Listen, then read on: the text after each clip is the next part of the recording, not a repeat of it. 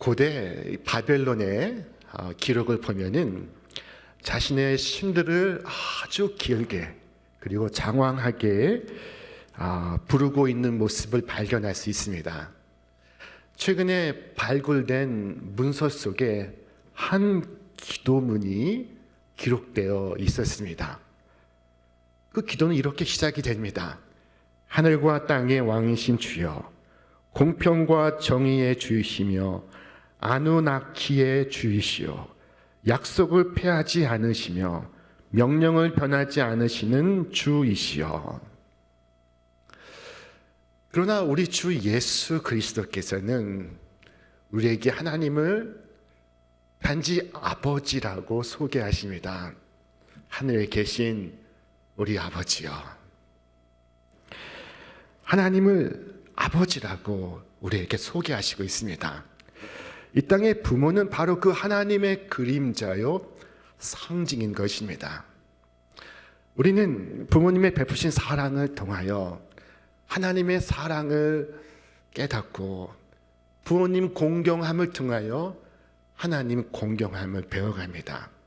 하나님께서는 부모를 잘 섬기는 자의 인생을 반드시 책임지시겠다 말씀하시고, 부모를 거역하는 것을 하나님을 거역하는 것으로 말씀을 하셨습니다. 이스라엘은 기원전 722년에 멸망하게 되었습니다. 왜 이스라엘이 멸망하였을까요? 어찌하여 이스라엘이 멸망하였습니까? 성경은 이스라엘 멸망의 원인을 이렇게 기록하고 있습니다. 이 일은, 곧 이스라엘의 패망은 이스라엘 자손이 자기를 애굽 땅에서 인도하여 내사 애굽의 왕 바로의 손에서 벗어나게 하신 그 하나님 여호와께 죄를 범하고 또 다른 신들을 경외하며, 이스라엘이 하나님 외에 다른 신들을 경외하였던 것입니다. 이스라엘은 오직 한 분 하나님만을 경외하여야 했습니다. 하나님 외에 다른 신을 경외한다면 멸망을 피할 수 없습니다. 자, 그런데 여기에 단 하나의 예외가 있습니다. 바로 부모님입니다. 하나님께서 말씀하셨습니다. 너희 각 사람은 부모를 경외하라. 하나님에게만 적용되던 경외라는 말이 부모님에게도 적용되고 있습니다. 인간이 가져야 할 하나님에 대한 태도와 자녀가 가져야 할 부모님에 대한 태도가 성경은 동등하게 표현되고 있습니다. 부모가 하나님과 함께 경외의 대상이 된다는 것은 놀라운 일입니다. 오늘 우리는 어버이 주일로 지키고 있습니다. 이 땅에 서양의 선교사가 처음 와서 복음을 전하기 시작했을 때 어느 한 노인은 끈질기게 선교사의 전도를 거부했습니다. 반대했습니다. 우리는 효를 근본으로 알고 살아가는데 너희들은 효를 무시하고 부모를 공경할 줄을 모른다는 것입니다. 이때 선교사는 성경을 펼쳐서 효를 말씀하는 본문을 찾아 읽어가기 시작했습니다. 출애굽기 21장, 자기 아비나 어미를 치는 자는 반드시 죽일지니라. 아비나 어미를 저주하는 자는 반드시 죽일지니라. 레위기 20장 9절, 만일 누구든지 자기 아버지나 어머니를 저주하는 자는 반드시 죽일지니 그가 자기의 아버지나 어머니를 저주하였은즉 그의 피가 자기에게로 돌아가리라.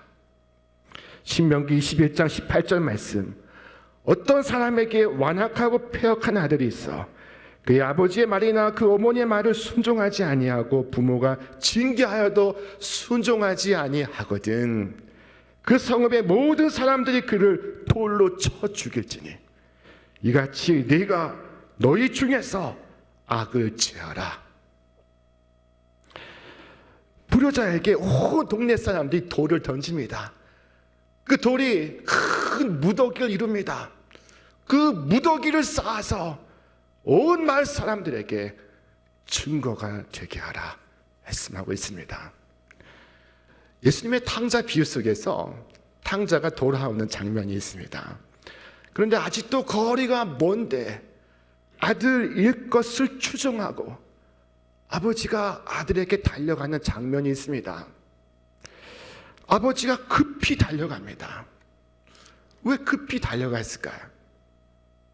어떤 학자는 말하기를 아버지가 아들에게 달려간 이유는 성읍의 모든 사람들이 이 불효자 아들에게 돌을 던지지 못하도록 하기 위해서 아들에게 달려갔던 것이라고 설명합니다. 여러분, 이 선교사가 불효자에 관하여 언급해 놓은 성경 구절들을 차근차근 찾아 읽어 나갔습니다. 그제서야 이 노인은 내가 아는 것과는 다르구만 하면서 기독교를 받아들이게 되었다는 이야기입니다. 효를 근본으로 하는 우리의 전통 윤리 삼강오륜에도 불효자를 죽이라는 말씀은 없습니다. 그러나 성경은 죽이라고 합니다. 효의 윤리가 이토록 엄격합니다. 하나님은 우리에게 효를 명하시고 있습니다. 효를 조언하는 것이 아닙니다. 충고한 것이 아닙니다. 해도 되고 안 해도 된다는 이야기가 아닙니다. 형편되면 하고 형편되지 않으면 미루라는 이야기가 아닙니다. 이것은 명령입니다. 이해되지 않아도, 납득되지 않아도, 형편되지 않아도 반드시 지켜야 하는 것입니다. 이렇게 하나님께서 우리로 부모를 공경하라 명하신 데에는 놀라운 이유가 숨겨져 있습니다. 그것은 바로 우리의 축복을 위함입니다. 오늘 본문에서 말씀하고 있습니다. 내 아버지와 어머니를 공경하라. 이것은 약속에 있는 첫 계명이니 이로써 첫째 네가 잘되고 둘째 땅에서 장수하리라. 부모를 공경하는 자에게 하나님께서 두 가지 복을 약속하셨습니다. 그것은 첫째는 잘 되는 것이요 둘째는 장수하는 것입니다. 장수만 해서는 안 되겠습니다. 잘 되어야 하겠습니다. 하나님을 공경하는 자는 장수할 것이요 잘 될 것이라고 말씀하고 있습니다.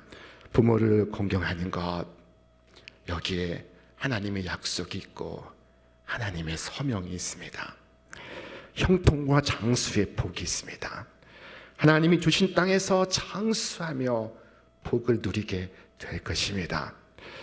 자, 그것은 바로 부모를 공경하는 것입니다. 이 부모를 공경하라 하는 계명은 다른 계명과 다른 한 가지 중요한 특징이 있습니다.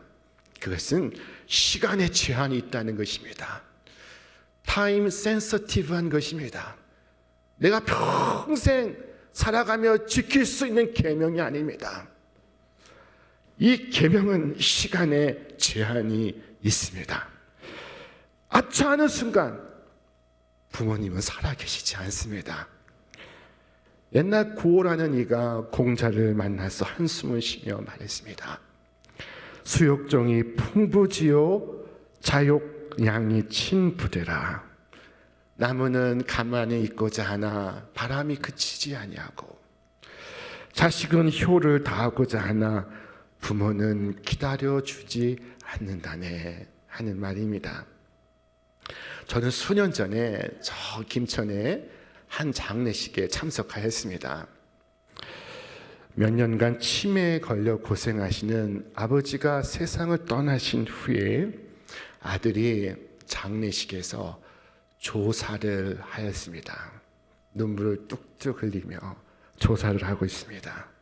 자식들은 다 커서 교수가 되고 의사가 되었습니다.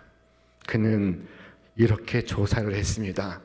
아버지, 저는 아버지처럼 안 살고 싶습니다. 무슨 인생이 그렇습니까? 6.25 전쟁통에 할아버지께서 갑자기 돌아가신 후에 더 이상 학교를 다니지 못하시고 그날로 시작한 공장 생활이 70 넘어서기까지 비가 오나 눈이 오나 그저 자식 공부시키고 오로지 자식들을 위하여 등골 휘게 일만 했으니 그 여물고 여물었던 아버지 정신마저 감당 못하고 도망갔나 봅니다. 아버지 동네 사람들이 그럽니다. 쇠덩이도 닳고 고장 날 텐데 세상에 저런 양반이 어디 있냐고. 그런 양반이 우리 아버지여서 대대로 찌든 가난을 이기고 오남매 공부 다 시키고 이제서 모두 잘 살게 되었는데 아버지는 벌써 가셨습니다. 아버지 참 미안합니다. 많이 죄송합니다. 아버지 천국에서 만나서는 아버지와 아들 하지 말고 제가 아버지 하면 좋겠습니다. 제가 아버지 뒤를 따라다니면서 고생했다, 애썼다, 그만하면 됐다, 참 잘했다, 그만 좀 쉬어라, 칭찬해 드리겠습니다. 요즘 어떤 분은 자신은 부모에게 효를 다하지만은 자식들에게는 효를 바라지 않는다고 쿨하게 말씀하는 분들이 있습니다. 그러나 여러분 한번 생각해 보십시오. 내가 바라지 않는다고 아이들에게 가르치지 않는 것은 잘못된 것입니다. 효는 명령이기 때문에 그렇습니다. 이것은 부모와 자식 관계를 넘어선 자식과 하나님 사이의 문제가 되기 때문입니다. 부모를 경외하라. 하나님께서 명령하셨습니다. 이때 경외하다라는 히브리어 카베드는 중히 여기다 하는 의미를 갖고 있습니다. 경외하는 것, 그것은 중히 여기는 것입니다. 여러분, 요즘 세태는 어떻습니까? 부모를 중히 여깁니까? 자식을 중히 여깁니까?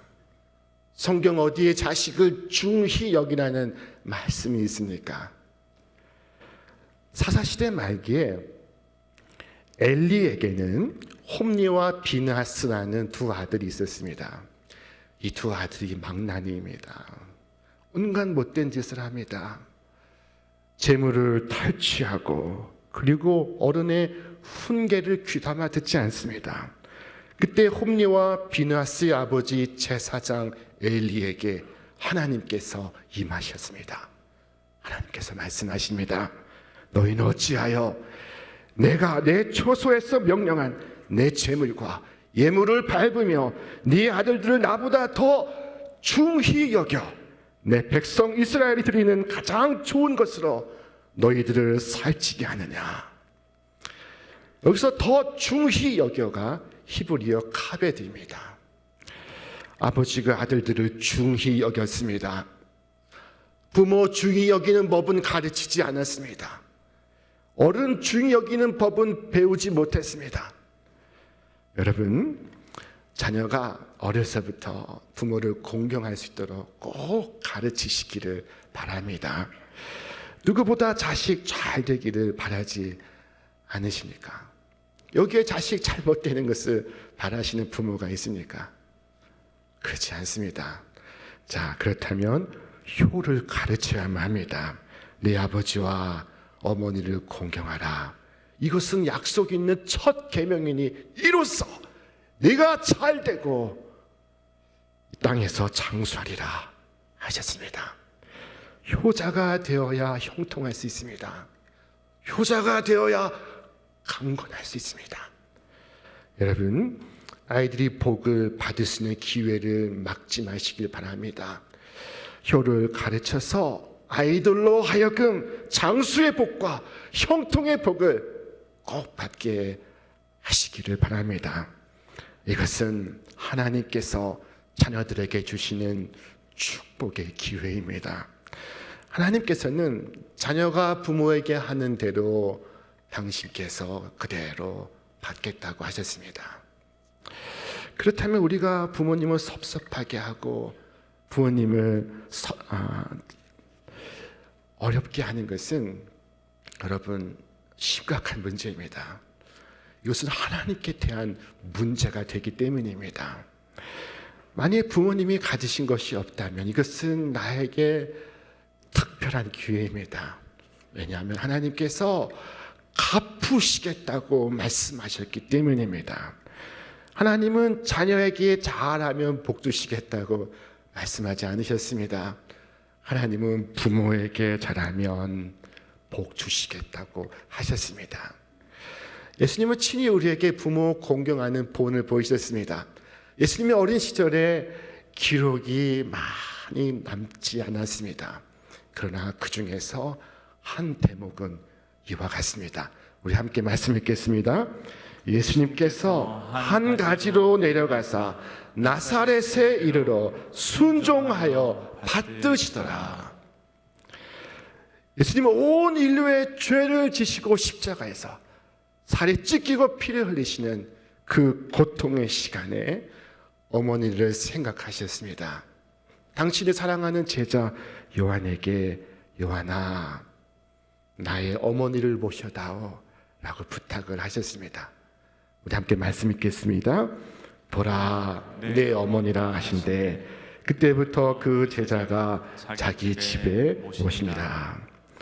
주님의 이 공경하시는 모습을 보시기를 바랍니다. 인류를 구원하시는 위대한 일을 하시는 중에 어머니를 공경하고 있습니다. 여러분, 우리는 어떻습니까? 부모님께 효도는 하고 싶지만 학교를 가야 하고 직장에 나가야 하고 사업이 바빠서 효도를 할 수 없다고 말합니다.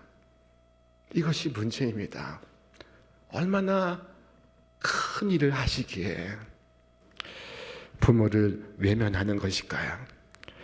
예수님의 제자 요한은 여러분 순교하지 않고 그 어지러운 시대 속에서도 존경을 받으며 90세까지 살아갔습니다. 초기 그리스도인들이 다 그를 우러러 보았습니다. 여러분, 이것은 예수님의 어머니를 다 모신 것에 대한 하늘의 보상이 아니겠습니까? 그러므로 여러분, 사랑하는 자녀가 잘 되게 하기 위하여 효를 반드시 가르치시기를 바랍니다. 효를 가르치는 방법은 여러 가지 있으나 가장 좋은 방법은 내가 먼저 본을 보이는 것입니다. 성경에 역대 이스라엘의 왕들에 대한 평가가 한 문장으로 내려지고 있습니다. 그들의 생애가 다 할 때마다 성경은 한 문장으로 평가를 남기고 있습니다. 자, 긍정적인 평가는 이와 같습니다. 우시야가 그의 아버지 아마샤의 모든 행위대로 여호와 보시기에 정직하게 행하며, 그러나 부정적인 인물에 대해서는 이렇게 말씀합니다.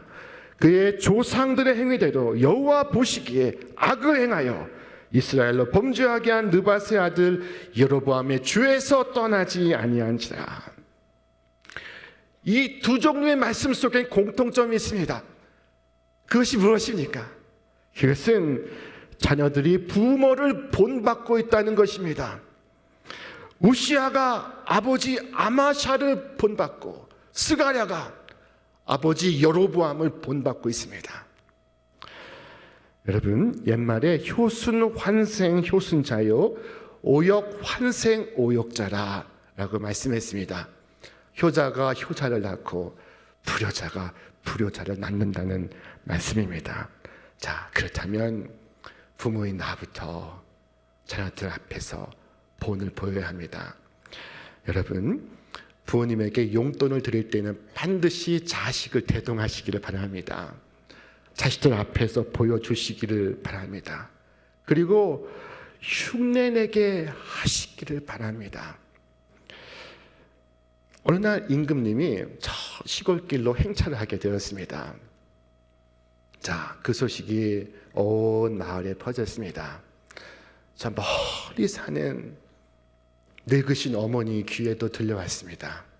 어머니가 자식을 불렀습니다. 얘야, 내가 죽기 전에 임금님의 얼굴을 한번 보고 싶구나.